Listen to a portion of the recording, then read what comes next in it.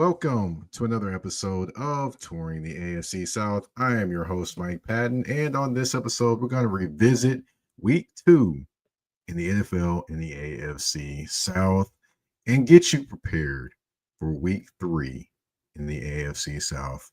Of course, we're going to go through, the transactions, the games that were, kind of getting a little bit of details into all of those games and more on this episode 358.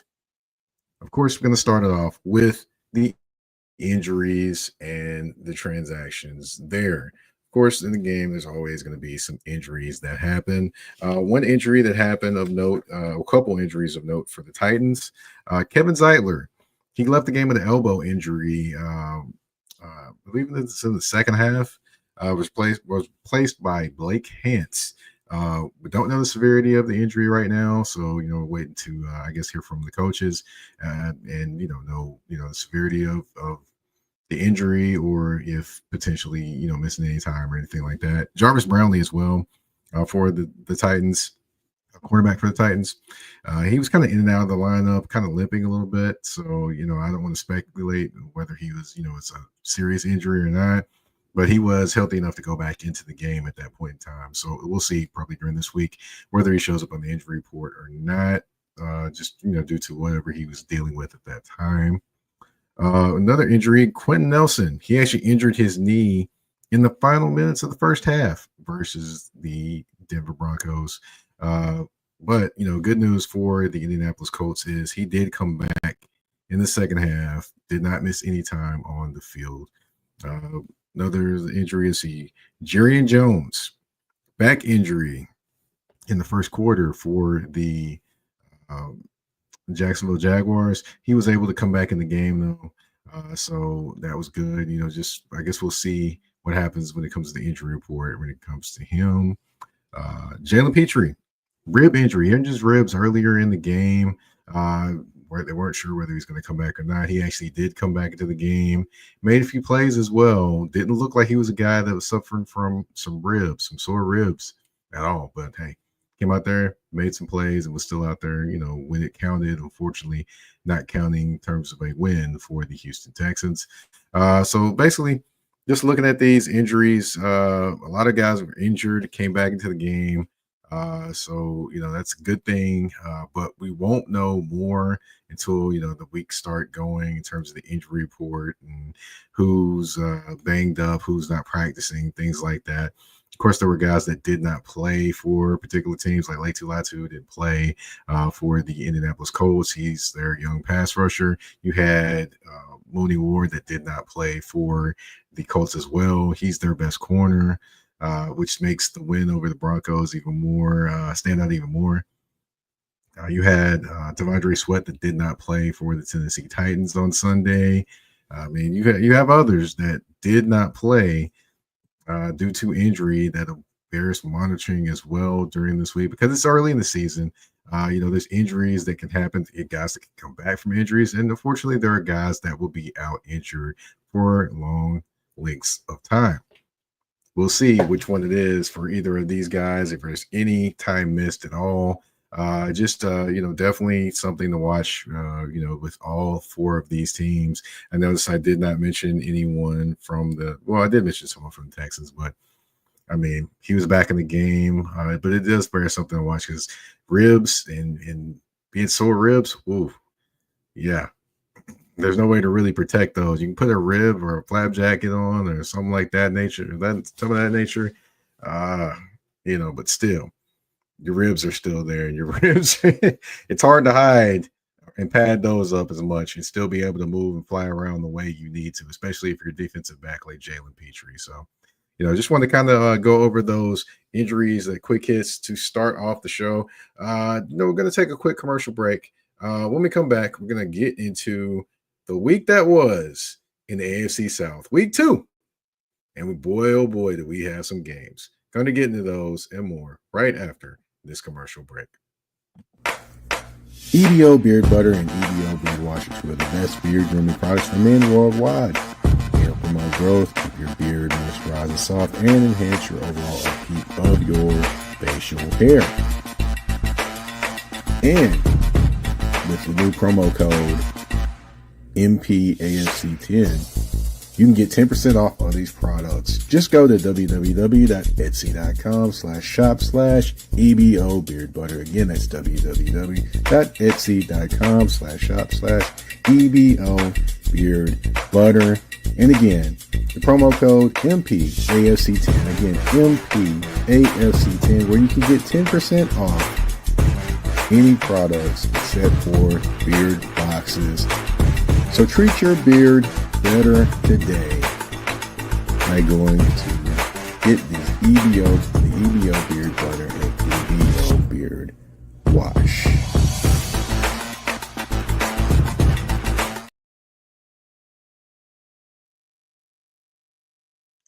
All right, and we are back on touring the AFC South. And like I mentioned before the commercial break, we're going to get to these week 2 matchups and kind of go over those. The biggest matchup, of course, is the Colts and the Broncos. 29-28. Colts win on a field goal kick.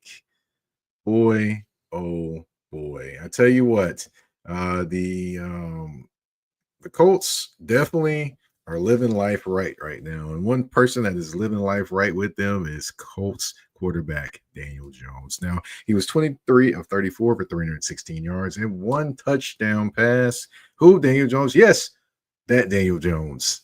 Yeah, he went through for 300 yards. Yeah, I know plenty of people were kind of like scratching their head like, hey, did this really happen? Yes.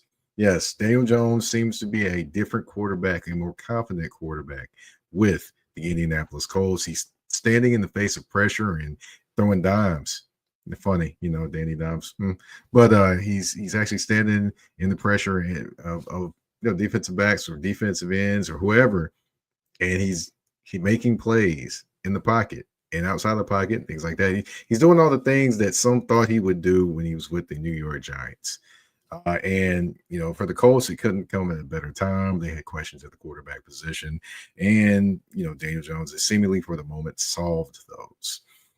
Of course, you can't not talk about the Colts, and you can't leave out Jonathan Taylor. I mean, quietly, he had 25 carries for 165 yards. I mean, so many people were talking about Daniel Jones that you just forgot that Jonathan Taylor had 165 yards. And by the way, he has 236 yards in 2 games on the ground.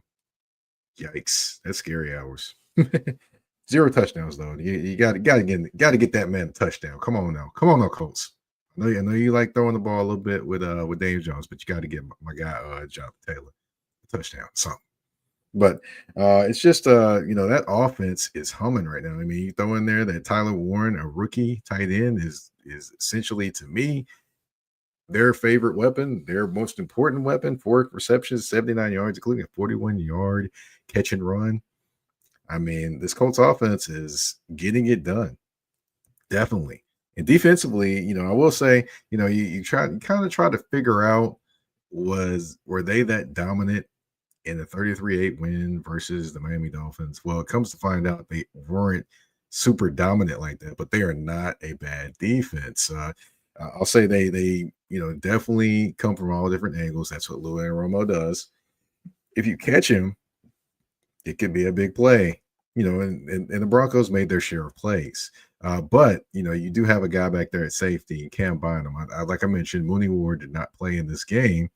Cam Bynum did, and he had another interception, his second of the season. Keep in mind, he had 3 all of last season, so he's been a key player for them early in this season. And he definitely. I will say this: when Cam Bynum makes a play or gets an interception, I'm always looking forward to the celebration. He did not disappoint. Put the ball up under his jersey and was mimicking the actual mascot for the Indianapolis Colts. Man, I thought that was quite creative, and it was entertaining. It was very entertaining.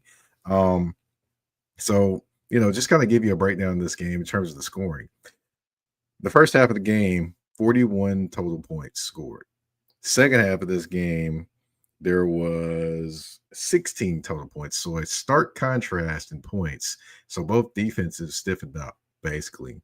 In first half, filling everyone out and different things like that. In the second half, that's when the real ball happened. So, definitely was a a fight for the Colts, but they pulled it off and getting this 29-28 win. Down, beating the Broncos, who previously beat the Tennessee Titans, who are the next team we'll talk about in a second. But definitely 2-0 for the Colts, a team that plenty of people were interested in, for both, interesting reasons and, kind of covering your eyes reasons, but actually they've been the best team in the AFC South through 2 games. There you go. Goes to show you that not everything that happens on paper is real. All right. So we're going to move on to the next game, of course, in week 2. That was the Titans hosting the Los Angeles Rams. And in this game, of course, you had a standing ovation and the crowd hooting and hollering and clapping when Cameron Ward came out to the field. Of course, he does the point to the sky and he runs out there. The energy is up then. Unfortunately, the energy didn't carry over, to start the game. But boy, did it pick up in the last minute of that second quarter. I mean, the Titans scored 10 points. The big thing was driving the ball down the field. They had a play. Basically, Cameron Ward gets flushed out of the pocket. He flushes to his right. He's right-handed, by the way. Just give you kind of a little bit of a background of it. So he gets flushed out to his right, and he's fading. And he looks down the field. He sees Alec Iomanner in the back of the end zone, and he points to him to go the other way. Now, he's going to the right. He points Alec Iomanner to go to the left, like away from him in the back of the end zone. And by this time, Cameron Ward is outside of the numbers on the right side of the field. Well, he gets there. He sees him break that way. He turns his shoulders and throws it as far as he can from the outside the numbers across the field and with distance. He was at the 20-yard line, by the way, around there. Throws it all the way across the field and from 20 yards outside the end zone, all the way across the field. Perfect pass. Alec Iomanner catches the pass. Touchdown Titans. The stadium went crazy. I mean, and I've got to say, that's by far one of the most impressive throws I have ever seen. Impressive. I don't think I've ever seen anything like that. Of course, Alec Iomanner does his dance that does the celebration that Cam Ward does, and the crowd's hype. Then they followed up with an interception by linebacker Cody Barton. They get a field goal out of that. They go up at the half. They're leading at the half, by the way, by 3 points. Second half just couldn't keep the momentum going. Unfortunately, they end up falling 33-19. Basically, Ward finishes the game 19-33, 175 yards. Definitely a step up from what he did last week as well. A few minor mistakes, like maybe the ball security when he did get sacked one time. He got sacked 5 times. He got sacked one time and he didn't secure the ball, fumbled the ball, gave the Rams the ball, and of course they eventually scored off of that. And another time he was rolling out. He had time. He sat there, had a little patience, but it's like I don't know if he had too much time, but he overshot a wide open Jim DK on the sideline. But hey, those things happen. No player is perfect, and things happen, and you learn and grow. And of course, things happen. It just is what it is. Tony Pollard, 20 carries, 92 yards for the Titans' leading rusher. And Alec Iomanner, 4 receptions, 56 yards, and of course, the 1 touchdown. By the way, that was the first touchdown pass for Cameron Ward. That was the first touchdown reception for Alec Iomanner, and pretty sure there will be more with these two. And I'm still trying to figure out why or how Alec Iomanner slipped so far in this draft. I mean, this guy, to me, should have been like a second-round draft pick. With the things that I've seen from him, I think he should have at least been a second, at worst, a third-round pick. At worst. But he slipped further than that, which, it kind of blows my mind. But anyway, it is what it is, and he's a Tennessee Titan. I'm pretty sure that Cameron Ward is very happy that he's a Tennessee Titan, and Alec seems to be generally very happy to be here as well and playing with Cam Ward. So, that is what it is. Defensively, of course, the Titans, I will say one thing that has to be concerning. You have 0 sacks from your edge rushers right now. That's Draymond Jones and Arden Key. Got to get something from that outside pass rush if you're the Tennessee Titans. That's something to pay attention to. As well with the Colts, you got to pay attention to. They gave up 28 points after giving up 8 points. So which one is the real Colts defense? But there's going to be, I will say, there's going to be some opportunities for the Titans to get some things happen. We'll talk about that when we get to the matchup between the Colts and the Titans coming up in week 3. But of course, we do have to take another quick commercial break. When we come back, we'll get into the Jaguars matchup against the Cincinnati Bengals, and then we'll get into the matchup of the Texans and the Bucs when we come back on Touring the AFC South. A shift is something that happens and changes the dynamics, and that's what happened when Garrett Logistics was born. After 10 years as a sales pro in the logistics world of sporting goods, John Garrett decided to pivot to the world of freight and start a brokerage. So you're saying to yourself, why trust Garrett Logistics? Well, Garrett Logistics helps shippers improve overall workflow, along with increased on-time pickup and delivery percentages. Last-minute loads, multi-drop pickups, and more are part of the services with Garrett Logistics. They're available Monday through Friday, 7 a.m. to 6 p.m., and Saturday, 8 a.m. to 12 p.m., all times Central Standard Time. So give them a ring at 615-400-8484. That's 615-400-8484, or you can email them at john@garrettlogistics.co or visit their website at garrettlogistics.co. Garrett Logistics, where the motto is, it's not just freight to us, it's your business.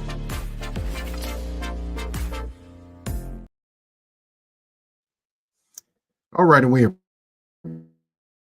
back on Touring the AFC South with your host, Mike Patton. And like I mentioned before the commercial break, we got more games to go over and recap from week 2 of the NFL. We're starting off with the Jaguars and the Bengals. Now, the Jaguars, to me, they shouldn't have lost this game.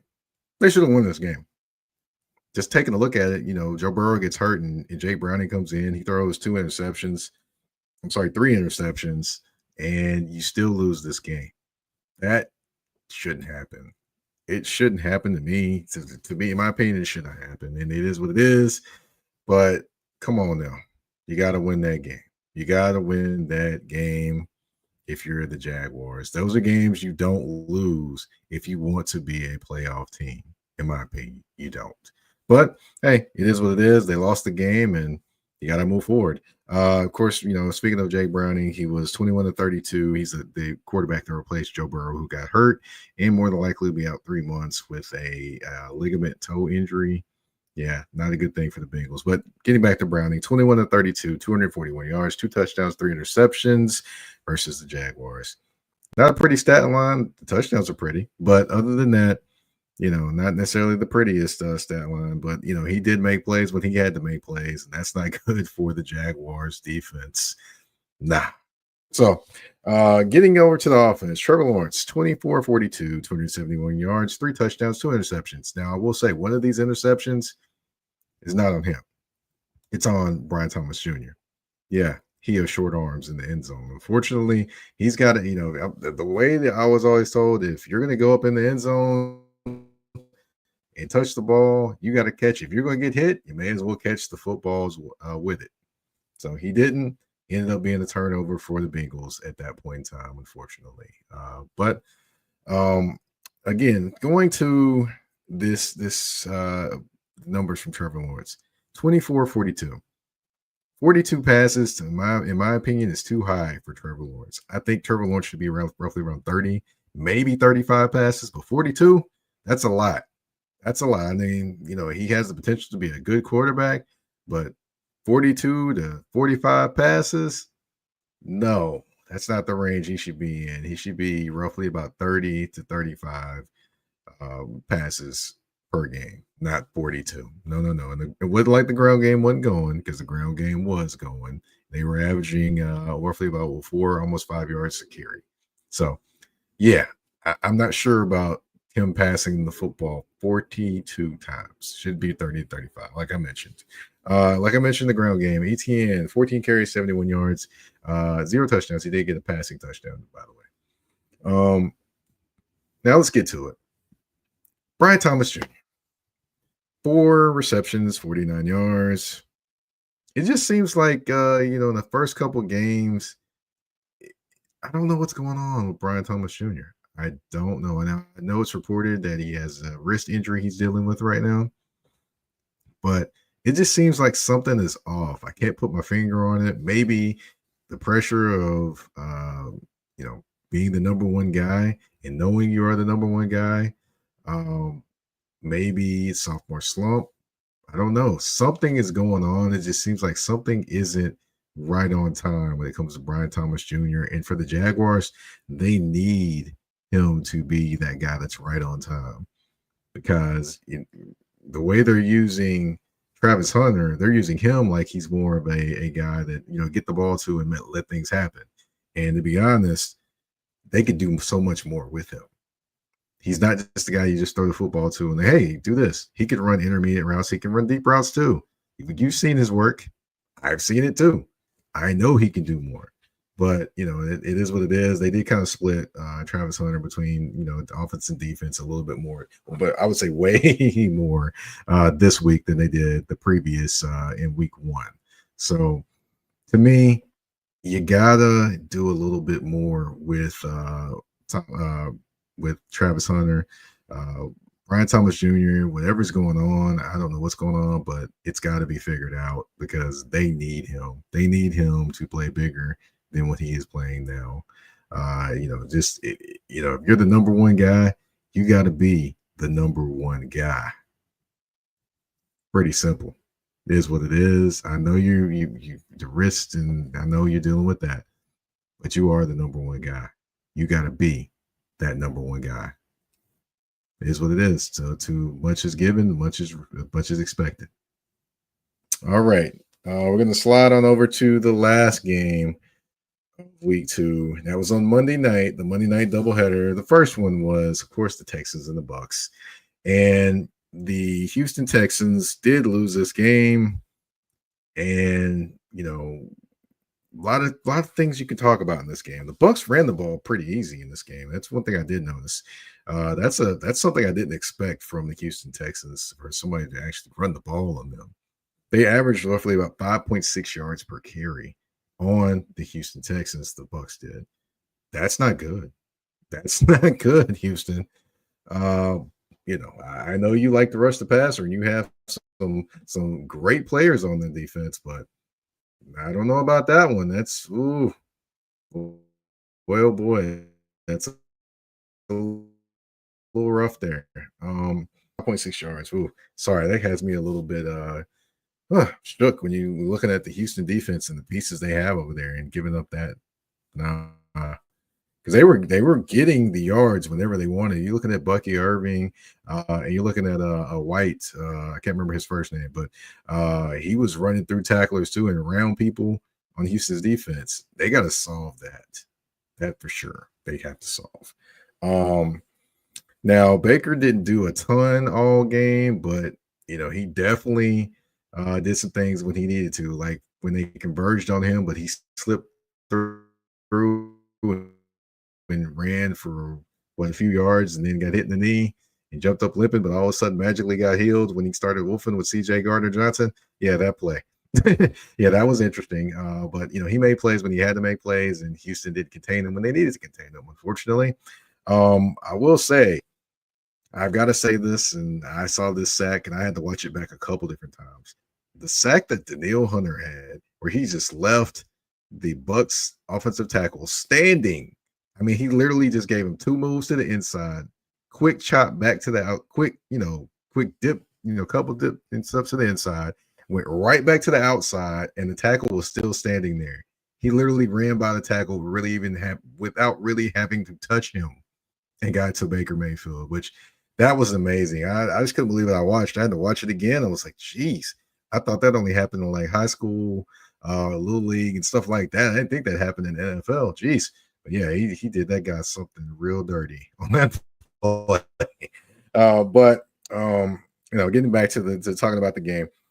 The one thing looking at Stroud, his numbers, let's go over those. 13 and 24, 207 yards and 1 touchdown. Now people will say he has to be better, and totally get that. Hey, yeah, he had one that he threw with Vontae David, that he should have intercepted, but just, Fonte David plays defense, and he's not a tight end, he's a linebacker. Take the jokes where you may, offensive defensive player. But anyway, ball hit him in his hands, he dropped it. He's like he rejected it to the ground. But anyway, didn't catch the pass. Is what that pass that was thrown to him as a defender, by the way. But wasn't necessarily the prettiest numbers, but you also did see that CJ Stroud was under duress pretty much the entire game. Now, this is the second game that he's been under duress. Now, 3 sacks in both games, but still, the offensive line, I know plenty of people have taken shots at the offensive line. I've had my talk about the offensive line, how interesting it is. But this wasn't all on the offensive line. Some of this was on the running backs as well. I mean, I still remember one play where the running back was there, and Tyke Smith runs right over the running back to get right to CJ Stroud. The running back has to step up there and be stout and wall off the safety that's blitzing. But unfortunately, he ran right through the running back, right to CJ Stroud. Those type of things work together with like the offensive line, calling out blitz packages, all those different things work together. And the Texans still have some work to do. They have a young offensive coordinator, Nick Cali, who came over from the Los Angeles Rams. So they still have some work to do trying to figure out those schemes and things like that. But, they were doing fine when they started the game. Of course, nobody was punting, things like that, and everybody was driving the ball down the field. But when the Bucs started to turn that heat up, yeah, that Texans offense definitely slowed down just a little bit. And then, of course, I can't forget, you're first and goal, you're down 14-10. You're first and goal. Okay, of course. You throw a pass, you're at the 8-yard line. CJ Stroud throws a pass to Nico Collins. He's down at the 1. They try to run the ball in with Nick Chubb, doesn't get in. Then the next 2 plays, they throw the ball into the end zone. Hear me again. They're at the 1-yard line. They tried one time to run the football in from the 1-yard line. Now, if you weren't confident in your O-line, go kick the field goal, get within 1 point. But if you are, I think you need to run the football. They didn't run the football. Of course, threw it out the end zone on 4th down. Didn't get any points. Bucs rejoice. Maybe that field goal may have been the difference, Texans. Maybe, just maybe, it might have been the difference with the winning the game and losing the game. But that's just me. They can't run the ball consistently. So I kind of, in some ways, get it, in other ways, don't. But boy, oh boy, they've got to be thinking about that when they're kicking themselves, being that they're 0-2 to start the season. Of course, defense, like I mentioned, man, they got to stop. They gotta. They gave up the game-winning touchdown with 6 seconds left. And it looked like they almost gave him a touchdown at some points, but they just could not stop him. It is what it is, and the Bucs were doing whatever they wanted when they ran the football. They just were. They're gonna, it's offensively. I will say, just let me go back offensively real quick with the Texans. If they're gonna have problems protecting for CJ Stroud, things like that, they may as well go to the quick game. The slants, the screens, all those different things to kind of, I guess, give the line a little bit of a break, or try to help them out as well. Give me a few numbers on Nico Collins. He had 3 receptions, 52 yards, 1 touchdown. Definitely a better performance than the first game. However, it was kind of loud at the beginning and then wasn't as loud down the stretch. So, he kind of had spaced out for these 3 catches, by the way. And, it's just interesting when it comes to the Houston Texans. We're going to get to these matchups. Let's get into these matchups going into week 3, and they're all AFC South matchups. We're going to start with the Colts and the Titans. Now, the Colts, I want to see if they can run the ball and their run game works versus the Titans. I'm going to give some points on these games, by the way, some things to look at. The run game versus the Titans, that's going to be interesting because the Titans aren't necessarily easy to run against. So, definitely it's going to be fun to watch and see how they're able to attack the Titans, Jeff Simmons and those guys up front, and how Jonathan Taylor continues his great start to the season. Can Daniel Jones keep this up? That's going to be fun to watch too. I mean, Daniel Jones, he's definitely looked every bit, of who they thought he was when he was drafted so far in this season. Can he keep that up? Of course, there's plays to be had for the Titans. There's going to be plays to be had. They're going against the Lou Anarumo defense.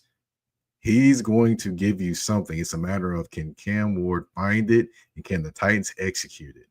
That's going to be the thing. I think they get a couple big plays out of this game.